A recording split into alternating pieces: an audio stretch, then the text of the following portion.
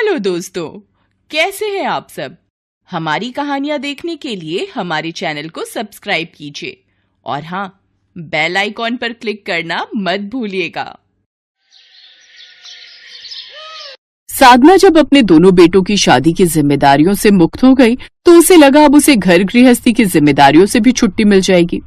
लेकिन भविष्य में क्या होने वाला है ये तो कोई नहीं जानता। दरअसल साधना की दो बहुएं थी, पूर्णिमा और नीतू, और वो दोनों ही बहुत ही आलसी थी। दोनों कोई ना कोई बहाना बनाकर काम से बचती रहती। बड़ी बहू, छोटी बहू यहाँ आओ, 2 दिन बाद मेरी बहन आने वाली है। यहाँ तो तुम दोनों अच्छे से सब संभाल लेना और उसकी खूब खातिरदारी करना। ये सुनकर दोनों बहुओं के कान खड़े हो जाते हैं, क्योंकि अब उनको इतना काम जो करना पड़ता। इसलिए वो दोनों बहाना बनाने लगती हैं। माँ जी, पिछले 3 दिन से मेरी कमर में बहुत दर्द है, तो मुझसे तो ज्यादा काम हो नहीं पाएगा। और मेरी तो एक सहेली की शादी है और मुझे तो उसकी शादी के हर फंक्शन में जाना है। वो मेरी बेस्ट फ्रेंड है और मैं जाना कैंसिल नहीं कर सकती, इसलिए मैं भी उनकी सेवा नहीं कर पाऊंगी। तुम दोनों ही मेरी नाक कटवाओगी, इससे तो अच्छा होगा मैं कोई बहाना बनाकर उसको मना ही कर देती हूँ। ये सुनकर दोनों बहुएं खुश हो जाती हैं। वो दोनों तो मेहमानों के नाम से भी कतराती थी, क्योंकि फिर उनका काम जो बढ़ जाता था। ऐसे ही कुछ दिन बीत जाते हैं। एक रोज पूर्णिमा के मायके वाले उसके ससुराल आए, जिसे देख पूर्णिमा बहुत खुश होती है। माँ, रिया, पापा, रोहन और भाभी, आप सब यहाँ? हाँ बेटी, वो हम ज्वाला देवी मंदिर गए थे घूमने, तो रिया पूर्णिमा से मिलने की जिद करने लगी। कोई बात नहीं बहन जी, अच्छा किया, वैसे भी ये आपकी बेटी का घर है। तभी दरवाजे की घंटी बजती है। नीतू दरवाजा खोलती है तो सामने अपने मायके वालों को देखकर बहुत खुश होती है।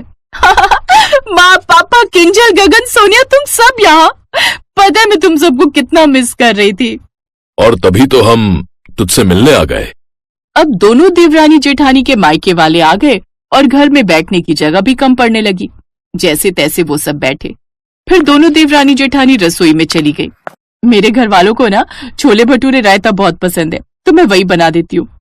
और मेरे घर वालों को शाही पनीर और नान, इसलिए मैं उनके लिए वो बना देती हूँ। तभी उनकी सास साधना भी वहां आ जाती है।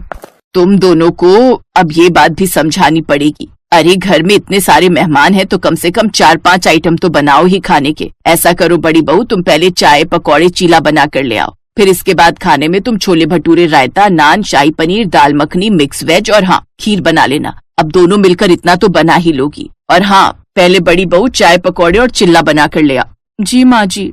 दोनों आलसी देवरानी जेठानी एक दूसरे की शक्ल देखने लगती हैं। ये देख साधना बहुत खुश होती है।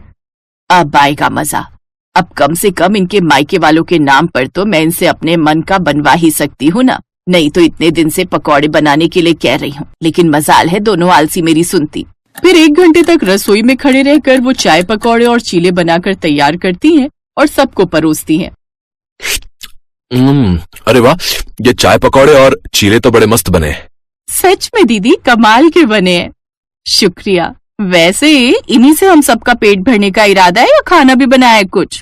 तुम चिंता क्यों करती हो बेटी, तुम्हारी बहनें खाने में तरह तरह के पकवान बनाने की तैयारी कर रही हैं। अच्छा चलो जाओ, अब जल्दी से जाओ और खाना बनाने की तैयारी करो। अरे ननद जी, आप तो जानती हैं ना मैं लहसुन प्याज नहीं खाती, इसलिए मेरे लिए बिना लहसुन प्याज के ही बनाना। दोनों देवरानी जेठानी वापस से रसोई में चली जाती हैं और खाना बनाने की तैयारी करने लगती हैं। ओह नो, अब पनीर लेने बाजार कौन जाएगा? नीतू, तेरे मायके वालों को शाही पनीर पसंद है ना, इसलिए तू ही जा। अच्छा ठीक है, मैं ही जाती हूँ, लेकिन एक बार में बता दो और क्या लाना है, मैं बार बार नहीं जाऊंगी। कुछ देर बाद नीतू बाजार से लौटती है। फिर तकरीबन 2 घंटे तक वो रसोई में खड़े रहकर पकवान बनाती है और सबको परोसती है। उसके बाद उनके ढेर सारे जूठे बर्तन होते हैं, उन्हें धोती है। इस तरह वो बुरी तरह थक जाती है और रसोई में खड़े खड़े ही सो जाती है। तभी उनकी सास वहां आती है। अरे तुम दोनों रसोई में बैठे बैठे ही सो रही हो? माँ जी, आज सुबह से हम दोनों इतना काम करके ना थक गई हैं। सुबह से बिल्कुल भी बैठने तक की फुर्सत नहीं मिली, इसीलिए जैसे जमीन पर बैठी वैसे ही आंख लग गई। तो अब पता चला तुम दोनों को कि मेहनत किसे कहते हैं। पहले तो तुम एक काम करके ही थक जाती थी और इतने बहाने बनाते रहती थी, और आज जब सच में काम आया तो तुम थक गई। इसलिए कहती हूँ कि अपने शरीर को इतनी भी आराम की आदत नहीं देनी चाहिए कि वो जरा सा काम करके थक जाए। दोनों बहुओं को अपनी गलती का एहसास होता है और उस दिन से वो दोनों आलसपन त्याग देती हैं। ये देख साधना और उन दोनों के मायके वाले बहुत खुश होते हैं, क्योंकि ये सब उन सबका ही बनाया हुआ प्लान था, उन दोनों को सही रास्ते पर लाने का।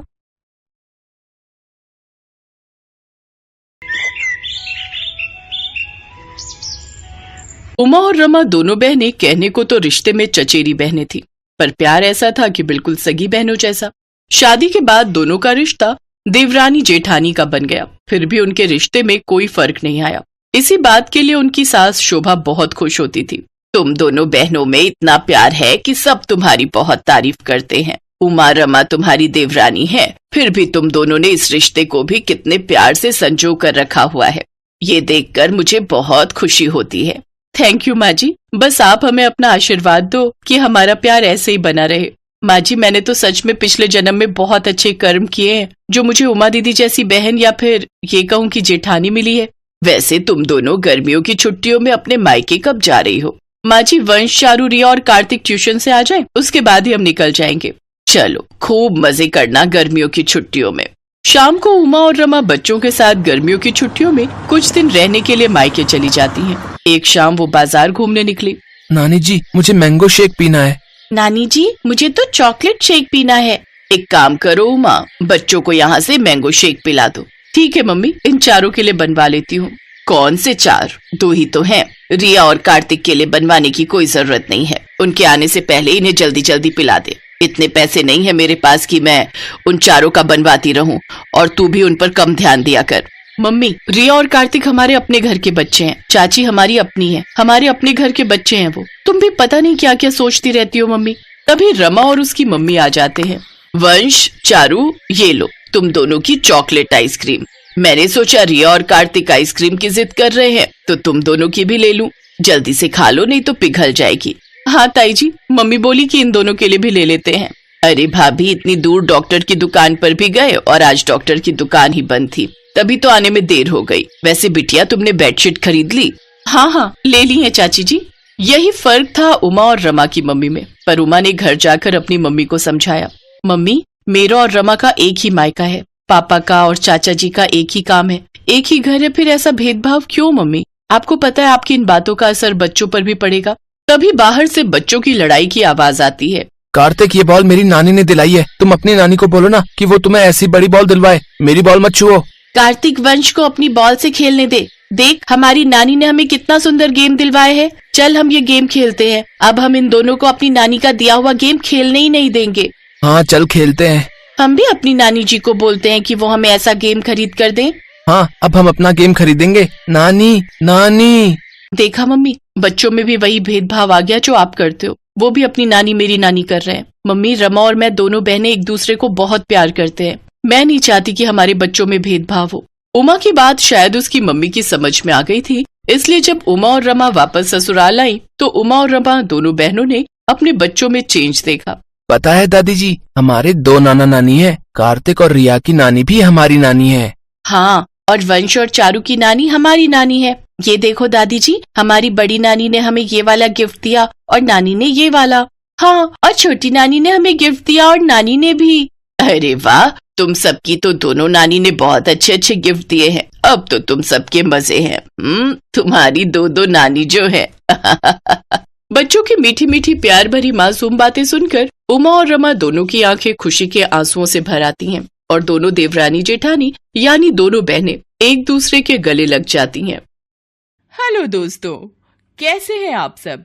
हमारी कहानियां देखने के लिए हमारे चैनल को सब्सक्राइब कीजिए और हाँ, बेल आइकॉन पर क्लिक करना मत भूलिएगा।